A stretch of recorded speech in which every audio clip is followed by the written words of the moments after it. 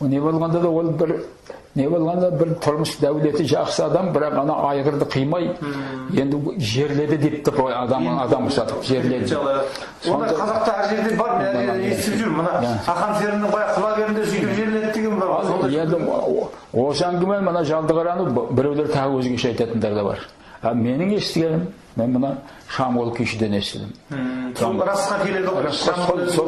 Сол келіңкірейді, менің ойымша. Шамғол ол кімнің шәкірті есеп қой? Шамғол енді солардың есірдің шәкірті ғой. Есірдің шәкірті ғой. Шамғол, сосын Арал дейтін домбырашы болған, Шамғол бар. Сосын сөйірде Шоңайдың шалдардың бір қатары жақсы домбырашы болған, Нәби дейтін болған, Атанғұл дейтін болған, бәрі де күшті, жақсы. Бірақ әлгі елдің алдына шығып тартпағанмен, ойбай, оның күйлері әдемі жақсы деп айтып отырады жүр. Жақсы күйші болды. Менің бір құрдасым болды, Мырзабеков Қалшебек дейтін, соғысқа барып келген, отансы.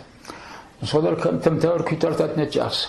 Әдемі сол. Әкесі Мырзабекті күйші еді. Сондай адамдар бар, бірақ елдің алдына шығып, бұлай жария болып, атақты күйші болып, елері болып, тойда нетпеген, өзі бірақ жақсы тарта біледі күйшілер.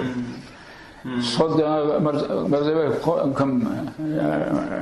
Қалшебек бірде біздің ауылға келіп, өзенге келіп, бір өзі көп адам отырды сол. Сосын домбыра ұстап отырады, домбырасын дедім. Қалшебек маған берші, мен саған мына есірдің күн тайын орындап берейін деп алып тарттым саған.